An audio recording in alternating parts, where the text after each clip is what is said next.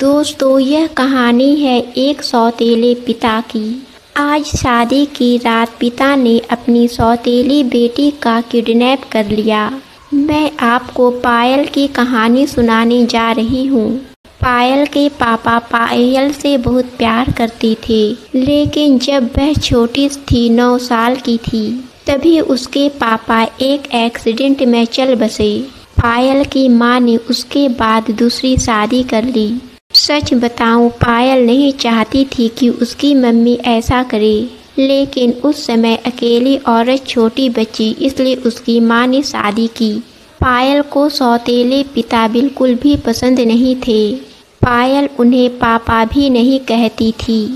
Mummy ने उसे कई बार कहा कि यही तुम्हारे पापा हैं और यही सच है, लेकिन वो नहीं मानी। उसके पिता तो इस दुनिया में नहीं हैं। यह तो सिर्फ उसकी माँ के पति थे, वो भी दूसरे। उनसे पायल का एक छोटा भाई भी है। वो एजेंसी का काम किया करते थे और अक्सर टूर पर भी जाया करते थे। पायल के सौतेले पिता जब भी पायल से बात करते या पास आते, उससे दूर चली जाती और बात भी नहीं करती। आखिर यह सब चलता रहा और मम्मी ने यह सब देखते हुए उसे मौसी के यहाँ भेज दिया पढ़ने। पायल का ज़्यादातर समय वहीं निकला करता था। पढ़ाई के बाद पायल को एक लड़के नितिन से प्यार हो गया था। नितिन नया नया ही उसके शहर में आया और मौसी के घर के पास ही रहने को आया था। करीब 9 महीने में ही नितिन को प्यार करने लगी थी। पायल ने सोच लिया था कि वो शादी उसी से करेगी। वो उम्र में करीब उससे 4 साल बड़ा था, लेकिन प्यार में यह सब कहाँ देखा जाता है। पायल ने माँ को बता दिया कि मैं नितिन से शादी करना चाहती हूँ। उसकी माँ ने बोली ठीक है। नितिन को मिलने के लिए उसने अपने घर बुलाया। नितिन अनाथ था, उसके माता पिता और रिश्तेदार नहीं थे, इसलिए वो खुद शादी की बात करने घर गया। पायल को बस अपनी माँ की हाँ चाहिए थी।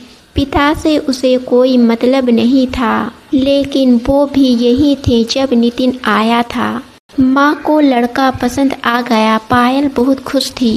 नितिन चला गया और मम्मी भी कुछ काम से बाहर गई। जब मैं घर में अकेली थी, तब पायल के सौतेले पिता पायल के पास आए और बोले तुम इस लड़के से शादी नहीं करोगी। पायल बोली आपसे किसने पूछा, चली जाइए यहाँ से। पायल वहाँ से जाने लगी, तब उन्होंने पायल का हाथ पकड़ा और फिर कहा तुम शादी नहीं कर सकती। इस बार उनकी आंखों में थोड़ा गुस्सा था।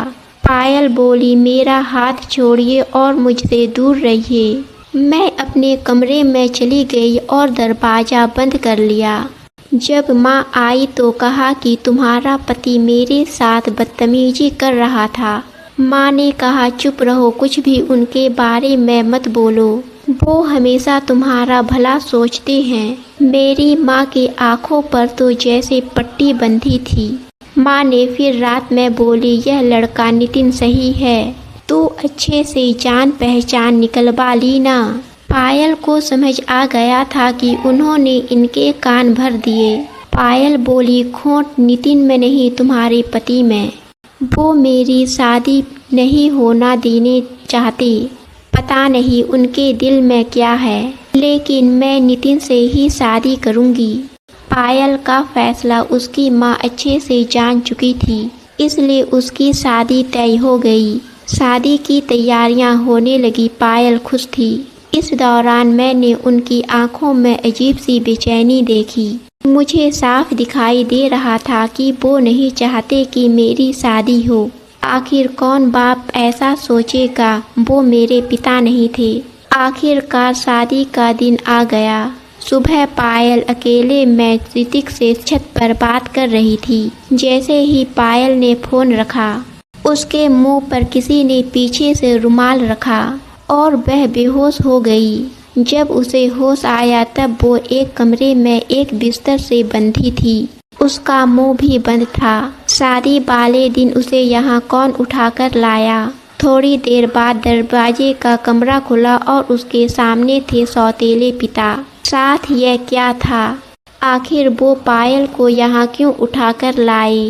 पायल अपने सौतेले पिता को पसंद नहीं करती थी, लेकिन वो इस हद तक गिरे हैं पायल को यह पता नहीं था।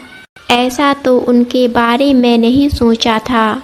यही सब सोच रही थी तब वो बोले, मैं तुम्हारी शादी उस लड़के से नहीं होने दूंगा। वो खाना लेकर आए थे, उन्होंने पायल का मुंह खोला। पायल बोली, मेरी शादी से इतना परेशान क्यों हो तुम? मुझे यहाँ बांध कर रखा है, यही है तुम्हारा असली चेहरा। पायल की आवाज़ तेज होती देख उन्होंने उसका मुंह फिर से बांध दिया। आज रात पायल की शादी थी और रात को पायल यहाँ इस कमरे में बंद थी। आँखों से लगातार आंसू निकले जा रहे थे। सोच रही थी कि सारी गलती माँ की है जो इस आदमी से शादी कर ली। रात को फिर वो कमरे में आए। इस बार कमरे में आते ही कहा कि आज तुम्हारी शादी थी, लेकिन मैं नहीं चाहता कि तुम उस लड़के से शादी करो। वो लड़का झूठा है, फ्रॉड है, तुम्हें धोखा दे रहा है। वो पहले से शादीशुदा है। तुम मेरी बात मान नहीं रही थी, इसलिए मैं तुम्हें यहाँ इस तरह लाना पड़ा, लेकिन तुम्हारे भले के लिए मैं कुछ भी करूँगा। मैं 4 साल पहले शहर से बाहर जब कुछ काम के लिए गया था, तब मुझे यह लड़का एक होटल में किसी लड़की के साथ दिखा था। मुझे इसलिए याद है क्योंकि वो लड़की मेरे जानने वाले दोस्त को जानती थी।